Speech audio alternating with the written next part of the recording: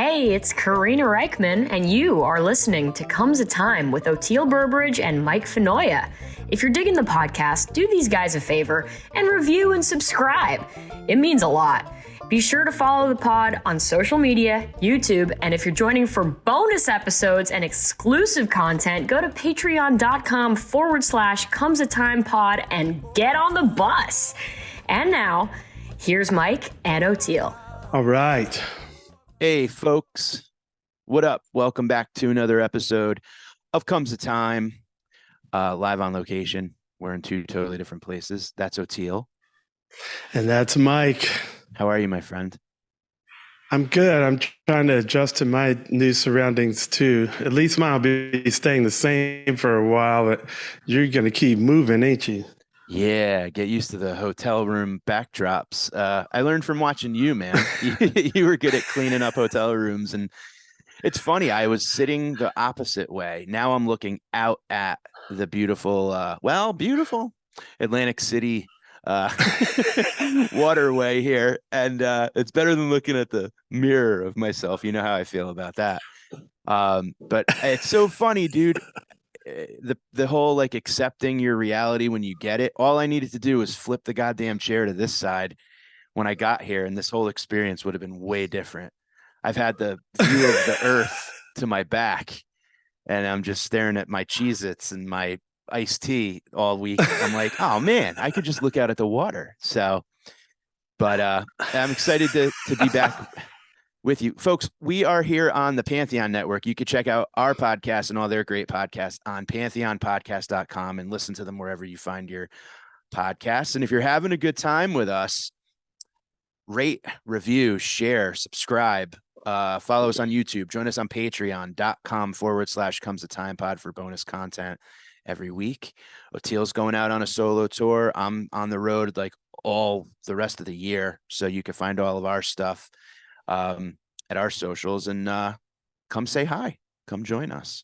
Got a lot of good stuff lined up. So how's things? Let me ask you a question, man.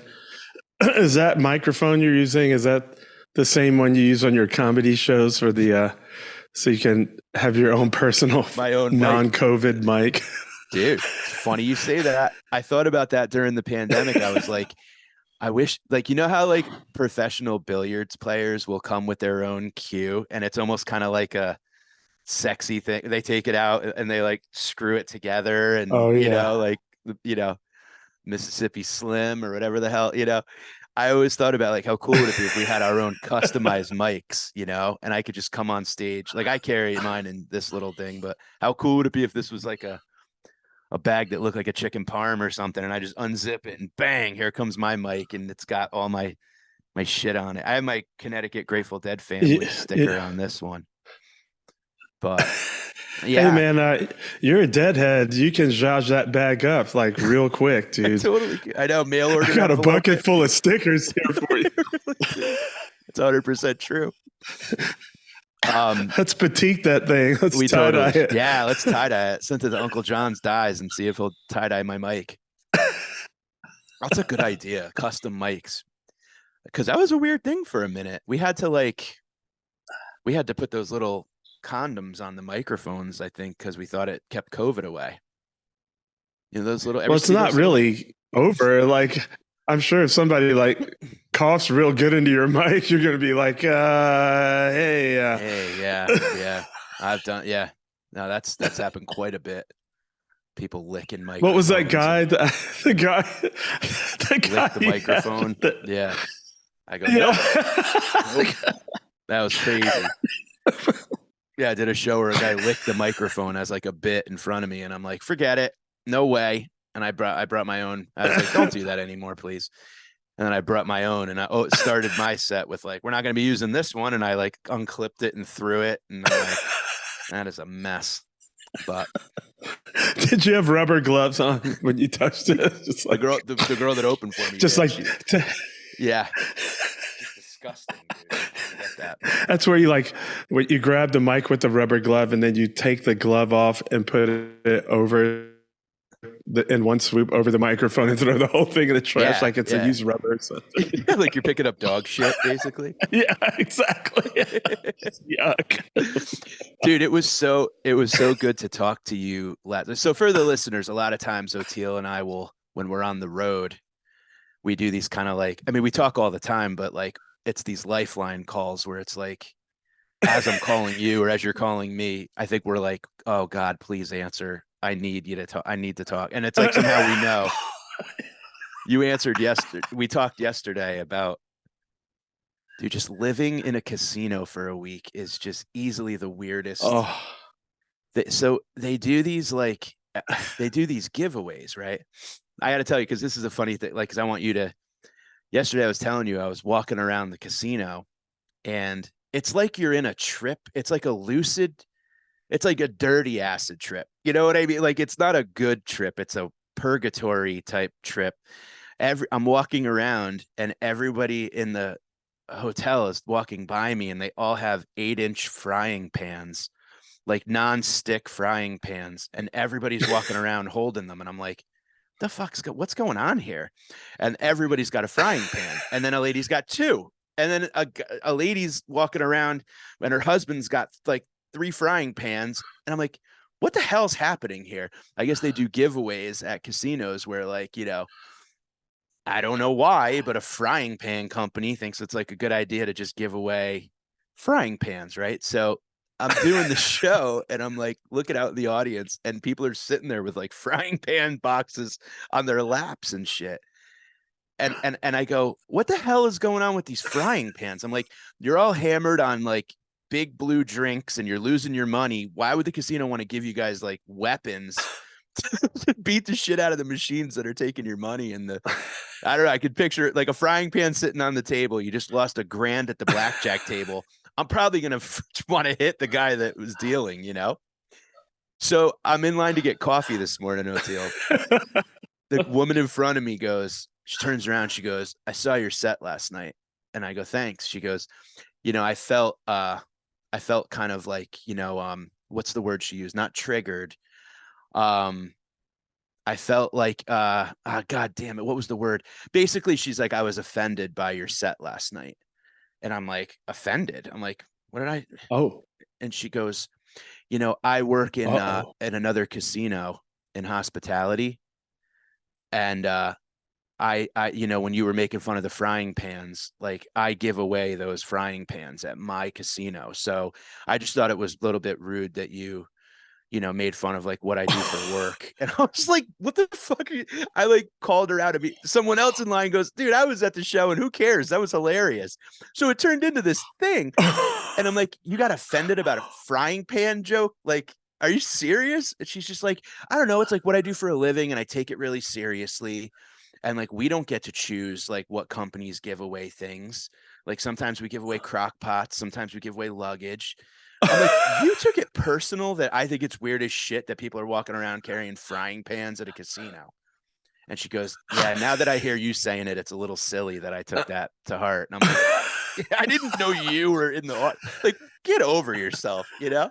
It's just so hilarious. The funny thing is, I was sitting there wondering, like literally right before you said that, I was like, I wonder whose job it is to get stuck like giving away like whatever it is. And it's the lady at Starbucks, dude. Then you talk about this lady. She was actually hurt. I'm like, really? Are you serious? Like, no, she was offended. Like, I can't believe.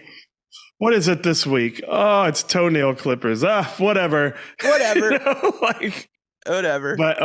But you know, everyone has good. Kudos to her for taking her job.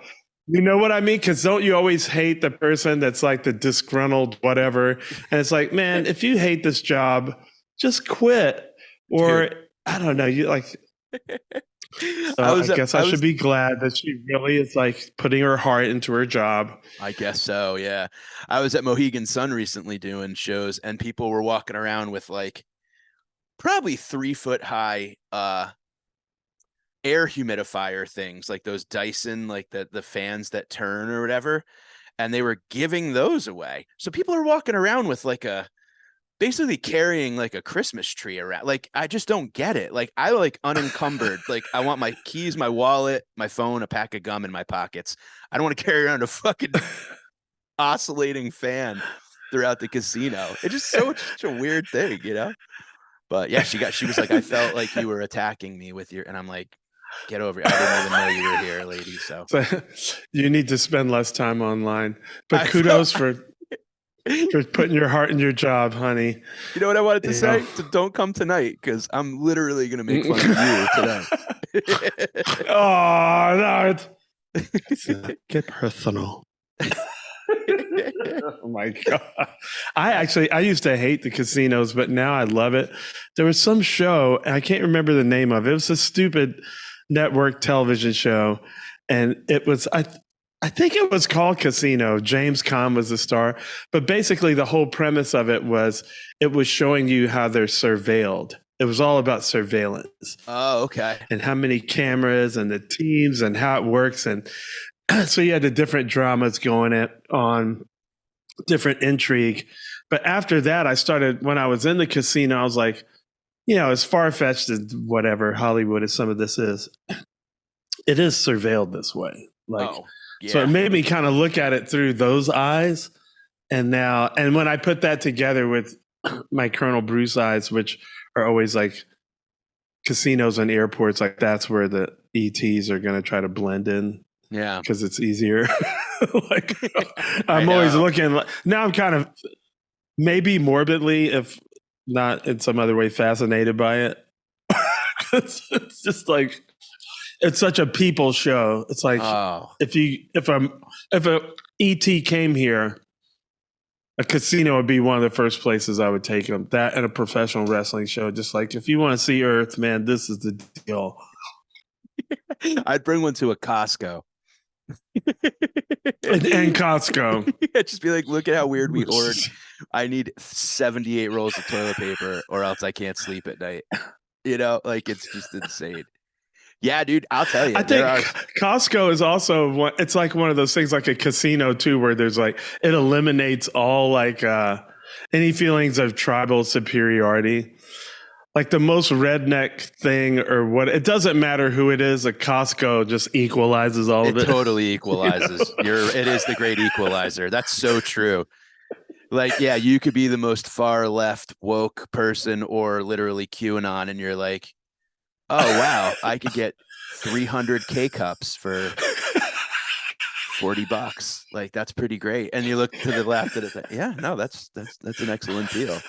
Yeah. I can get 96 ankle socks for the next rally. It is weird. It's totally insane. Dude, I walk around this place. Same rally, Antifa and QAnon, like on both sides, like all reaching for the same box of Nature Valley bars. 96 gummy vitamins. It is the great equalizer. Commercialism is the great equalizer. It's so true. You know what? Wow. This is actually really true, though. When I like the NAMM show, the National Association of Music Merchants, it's a big convention center in like Anaheim, and all the music merchants from all over the world. Well, the arms traders have the same thing, and it's just for the latest weapons technology, the latest whatever. And I was listening, actually, this was before a podcast. I was actually reading a book back in the Stone Age. And this guy was saying you could see these guys that were the buyers, and they're from countries that they're presently at war with each other, right? So, but they're all there together like, whoa, did you see this latest, thing that we're going to try to kill each other with? Yeah, I just bought 20 of them. It's like, man, you got to check it. And they're all like buddies in a way, like it's this huge kayfabe going on, because they're all like, it's like the guys that are at war with each other on Capitol Hill, and then they're out to drinks with each other afterwards, and attending each other's kids' soccer games. Like, they're really friendly. I like told Freedom you about Caucus that. People, and just it's like, I tell you about that, how my buddy used to be a bartender at a place on Capitol Hill, and they had C-SPAN on all day long. and people be yelling across the aisles. And then when the bell rang, they'd be at the bar buying shots for each other, drinking. Like there was no, and I'll see you on the boat this weekend or next, and it's just a big game. Yep. Weddings and yep. kids' birthdays. Like they really have relationships with each other. Like, yeah, of course, because it's grandma's name and the kids, but it's all that. It's just crazy. I'll tell you another good kayfabe one I heard yesterday. Was really depressing. But some guy was talking about the biggest companies, and they're like, they get all the defense contractors, contracts, the biggest, Yeah. And they're in everything. There's like 5 to 10 companies that are the biggest investors in everything. Yeah. Period. You take anything and you trace it back to them. So they got all the contracts for the bombs that we give to Ukraine. Okay. So it just, a bomb. So they get paid to destroy it. And they also got the contracts to rebuild it. So I was just like, wow. Oh, that's neat. You get paid to blow it up and then you get paid to rebuild it, build it all back. I was like, this is the best game. These guys have the best game in town. Yeah. Like, wow. It's like divorce attorneys, Wow. It's just, I was like, man, this thing is all, Colonel Bruce said it was all professional wrestling. I'm like, dudes, it really is. Like, they're going to report it because they're the same guys that are biggest investors in your now only 6 corporate media. And once you see it, you can't unsee it, Once you see it, you can't unsee it. You're like, oh, there it is. I can't, dude. No. Professional wrestling ruined my life. Now I can't. You're welcome, Oteil. Sorry. All I wanted you to do was DDP yoga. I didn't know it was going to change your life. I just thought it would help your back so you didn't have to sit at Red Rocks. You know what I just realized? What's up? I joked around like that. It's a friend of mine tried to get me into the Grateful Dead since I was 17 and he was 15. His name is Danny Sheeman. Okay. And I actually put him on stage at Madison Square Garden. You did? I said, yeah, he was just laughing. And I said, well, eventually the Grateful Dead's going to win. And it's the same with professional wrestling. I think there are 2 things that if you're not into them yet, like before your deathbed, if you're lucky enough, you're going to come to understand both things. They're going to win eventually. You know what's kind of funny? I'm realizing is that like I came to wrestling before music. You were in music before wrestling. And it's the similar thing of how you and I became buddies, really, because like you use comedy when you're on the road doing music, and I use music when I'm on the road doing comedy. We definitely have come to the same crossroads, but from the opposite angles of things. Like I've picked up so much music just organic, like from you before even knowing you, and then like we meet and like wrestling was such a huge part of my past, and now you're into it, and it's like we shared so much that it really is wild. Because you're right. Like I wonder if I appreciated Fish and the Dead and all of that because of my childhood as a wrestling fan, because I got it and it was like an escape, but it was also parallel to reality. You know what I mean? Like, absolutely. It's interesting that like, cause like you're experiencing wrestling I love how fucking much you got into wrestling when you did, because I think it found you. I think it's because it's a one thing. I had a good childhood, but I think it's that never too late to have a happy childhood thing. Yeah. Because I'm realizing now I was not into wrestling for the exact same reason that I wasn't into the Grateful Dead, and that's my dad.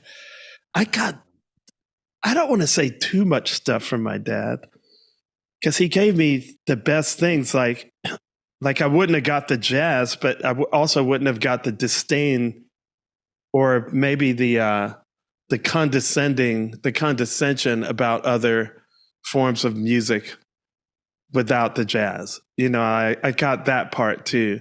Right. And it was the same with the wrestling. He was like, oh, that's bullshit. You know? And I was like, it's not something to be taken seriously. But Gotcha. Yeah. So of course, like after meeting Colonel Bruce, like a lot of the things that like I wouldn't have taken Sun Ra seriously. But then you have to ask yourself, well, clearly they take it seriously. Right. Like professional wrestlers, as hurt as they get,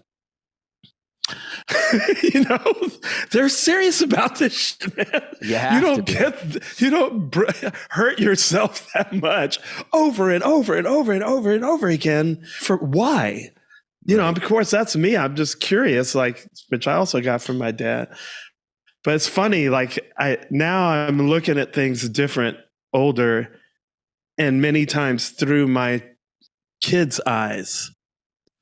So it's like the happy childhood thing. Like I had a good childhood, but I still have to go back and look at things through my kids' eyes to really appreciate and enjoy certain things. Dude, you hit two super important points right there. And I think it's kind of funny because I just did a buddy of mine's podcast, Doug Smith, who we should have on. He grew up as a Jehovah's Witness, and oh man, I want to talk to him, bro. Yeah, we'll have him on. He broke out of it, and but here's the thing.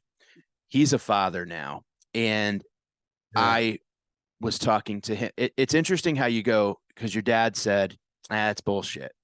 Isn't it funny how adults can pop a balloon for a child without even probably realizing it and steer them into a path of maybe apathy or cynicism or lack of trust or whatever, cynicism, just by one word, just by going, it's bullshit.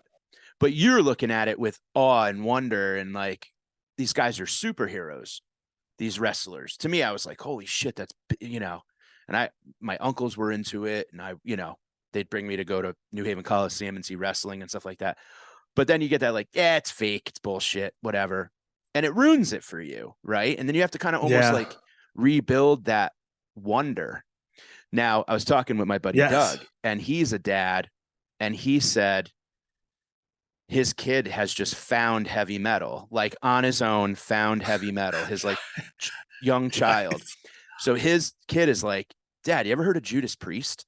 And he's like, yeah. He's like, can we make a playlist of Judas Priest? And it just like, then he gets into like Pantera and also, and the dad is like, when my buddy Doug was a kid, his dad would be like, no, that's the devil. You can't listen to that music, which number one makes you want to listen to it more. Yeah. But also it was like, damn, of course. But he's loving that his kid is finding this shit on his own. And he's going like, yeah, don't do what was done to me. Like, don't ruin the wonder. Ahead. Don't squelch the wonder, So that's awesome that you're kind of, I totally get what you're saying. And that's the whole problem with our society. That's Abraham Joshua Heschel in a nutshell. We are not lacking for knowledge. We are lacking for wonder. Yeah. Don't squash the wonder. And my kids aren't home yet, so I can tell you. Nigel just found out that Santa Claus isn't real and the Tooth Fairy isn't real. The Tooth Fairy tipped him off. But it's funny because he uses these expressions that I don't know, that I'm not familiar with, but he goes, bro. He calls Jess, my wife, bro. He goes, bro, Santa Claus is sus, man. Sus? Holy shit, dude. I was like, suspect or suspicious? Suspect, yeah. Santa Claus is sus. And I was like, and so, our hearts are gripped with fear, like, oh no, he's onto it. Now he's super smart. So we know this is going to happen, but I'm thinking we got more time, Sure. Yeah. Now becoming a mantra. I thought we had more time, right?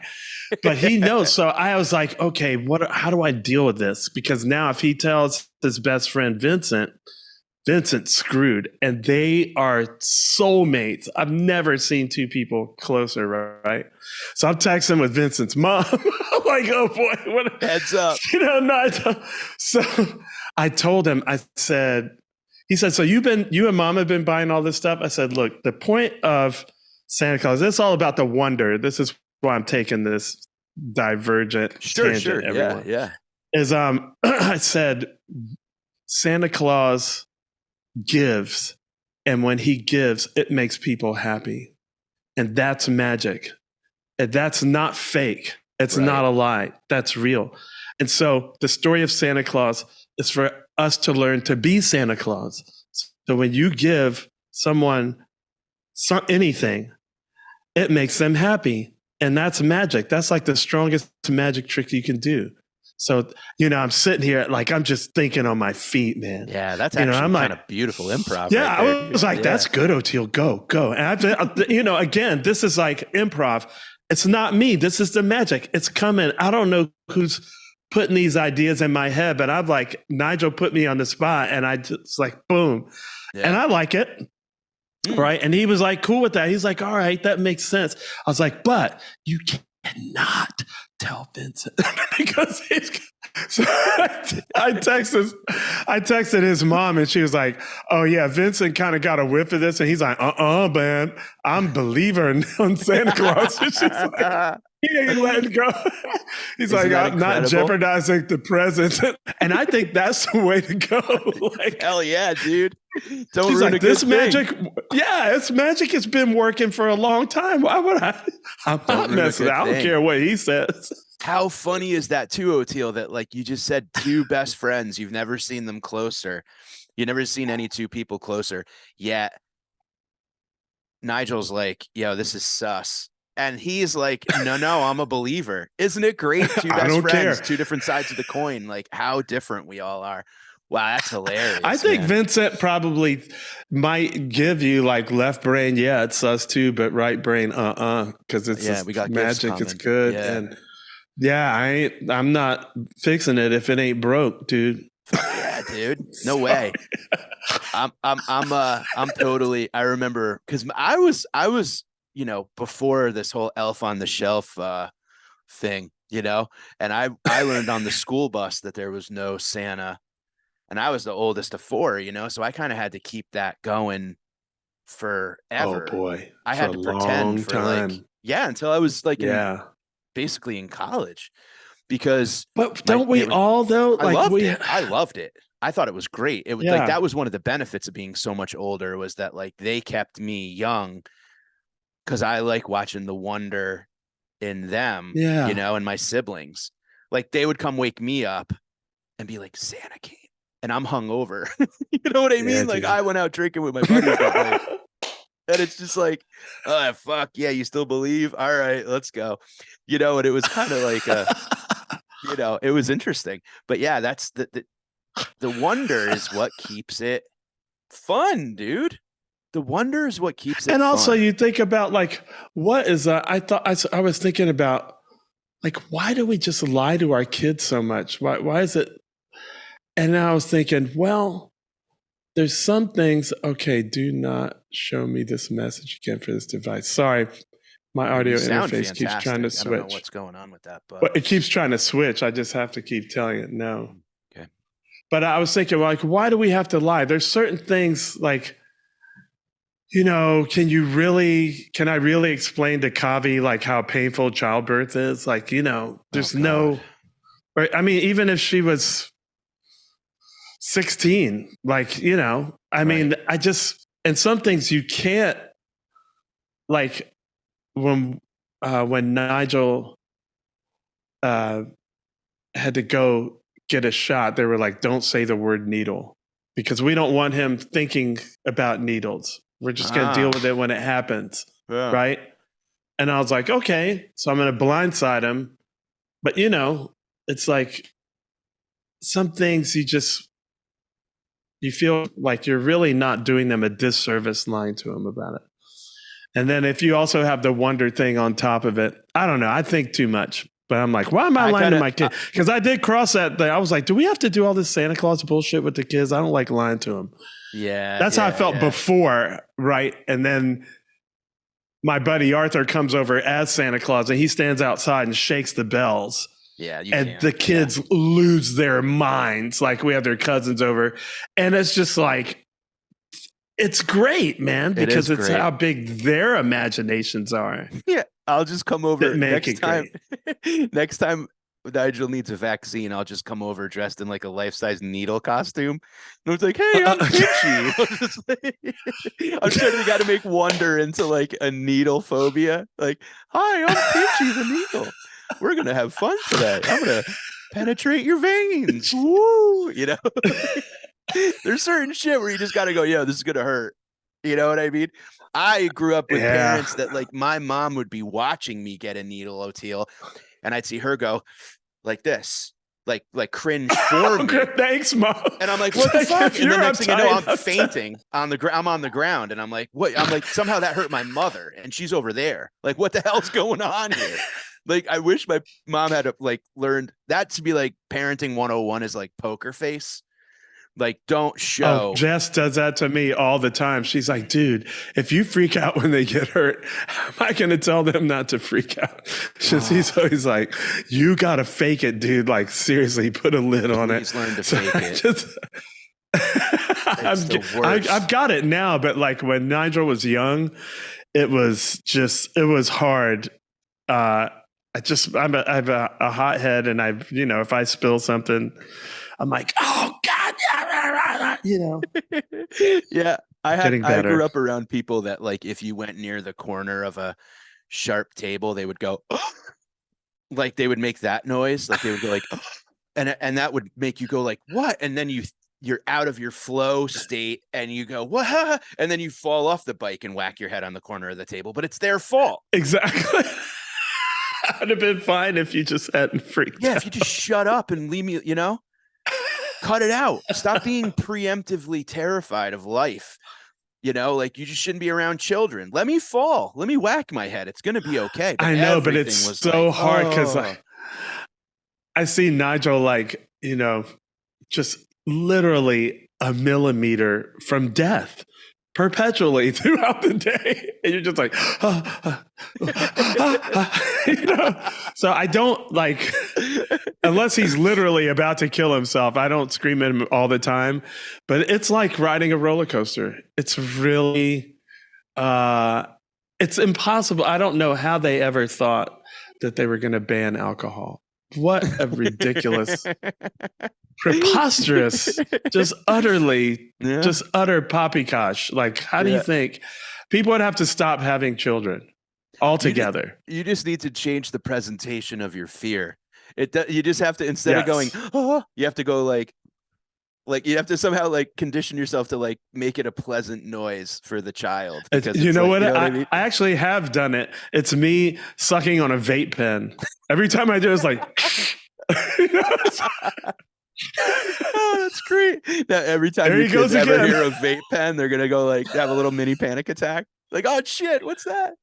Dad dropped the pot. No, they don't, because the vape pen is so I don't say anything. I know. I just internalize it. I'll just. It's so funny. It's my gasp. When they get older and they start driving, you're just going to have a gas mask on at all times, just vaping constantly. Just kidding. Well, you know what? The cool part is only gets worse. The cool part is there'll be self-driving cars. Oh, that brings me to a great story. Dude, at Roots Rock, we have our own golf cart now.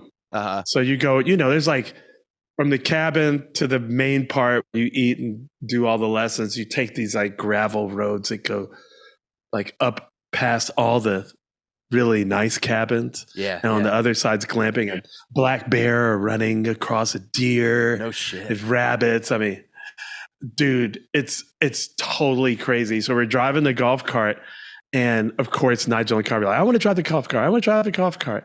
So Jess is back at the cabin, just chilling out, getting a moment away from the kids.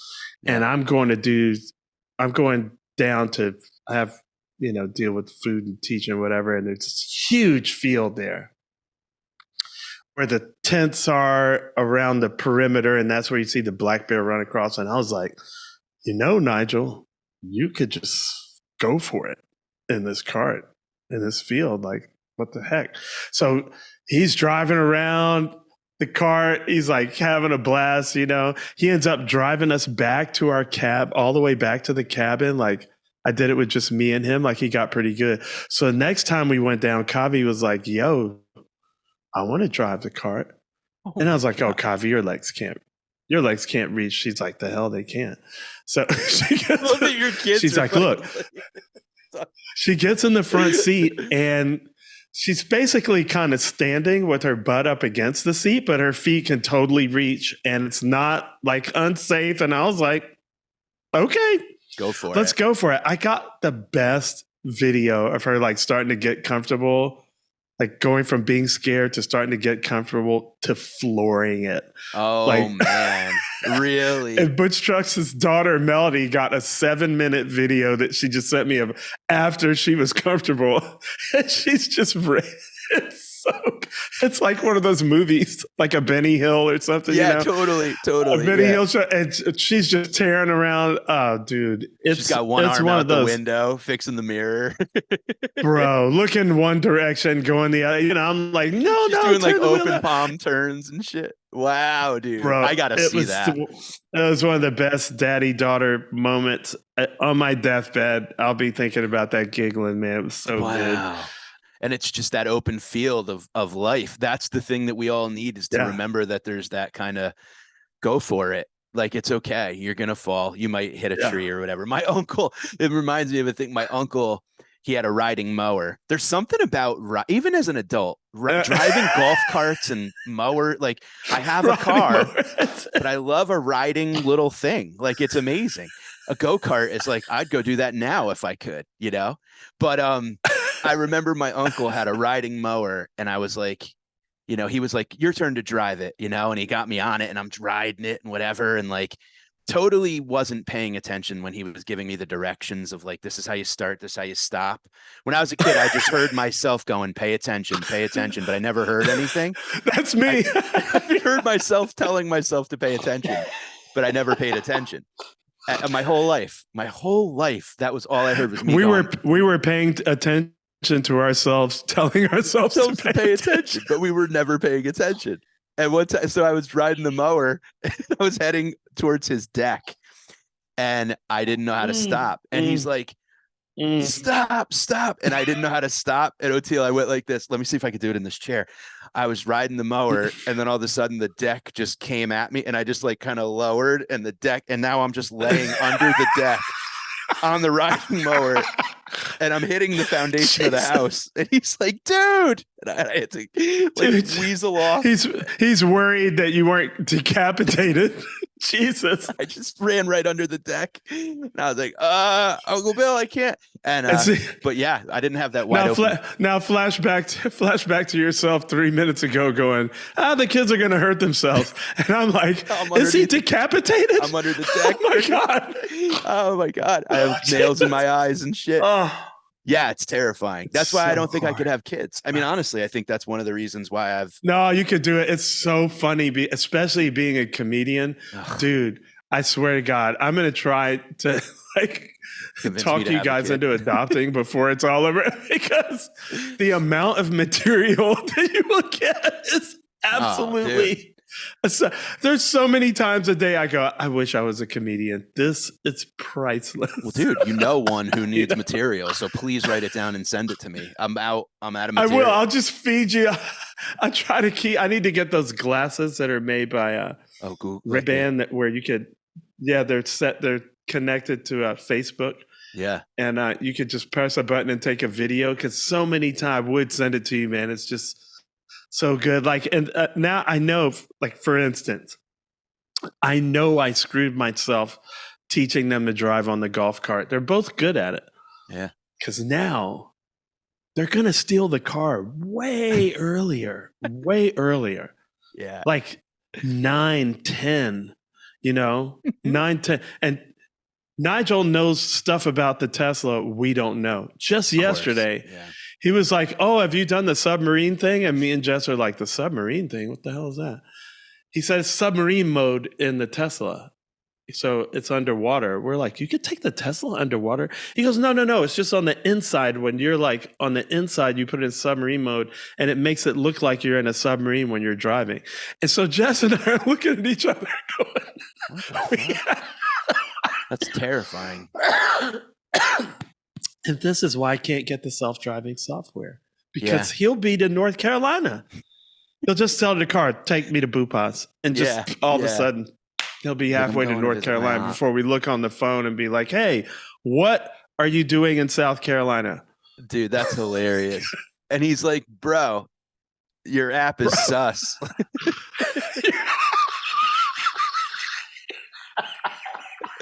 I'm in the backyard. Your app is sus. And he's just got an AI version of him like playing in the sand and shit. I don't know, man. I can't. That little. I wish I could almost like, you know what I wish they had was almost like you know, you can like rent an Airbnb for a couple of days. Like I'd be a dad for like 72 hours here and there. You know what I mean? And then like take a break. Well, you're an uncle. That's exactly it. That's why I'm happy. Yeah. I'm in Atlantic City. Yeah, I went to some giant elephant that did. I don't know if you ever saw this thing. It was like it's called Lucy. You ever heard about Lucy the elephant in Atlantic City? It predates Statue of Liberty, predates the Eiffel Tower. An old real estate developer built this massive elephant as like like something to see, and all the houses that he built all around it. So he built 3 giant elephants. One was in Coney Island, one was somewhere else. The Coney Island one burned down, but this one in Atlantic City is still here, and you could go like tour it. And I'll send you pictures. It's a big giant elephant. It's really neat. But I was there and I'm like, I should buy my nephew then I bought him an elephant puppet. So I'm so excited to give it to him, but I'm also excited to like wait a couple weeks, give it to him, and then see him a couple months later. Yeah. You know what I mean? Like it's not a perpetual. I think I'd get bored with it quick. So yeah, I'll just watch from afar and I'll do your material for you. If I come up with any good song lyrics, I'll send them to you. So how about that? We'll just well, in your defense, there are some really boring parts. Oh, I imagine. And they go for stretches. Yeah, I bet. But you know, you got to take the up with the down.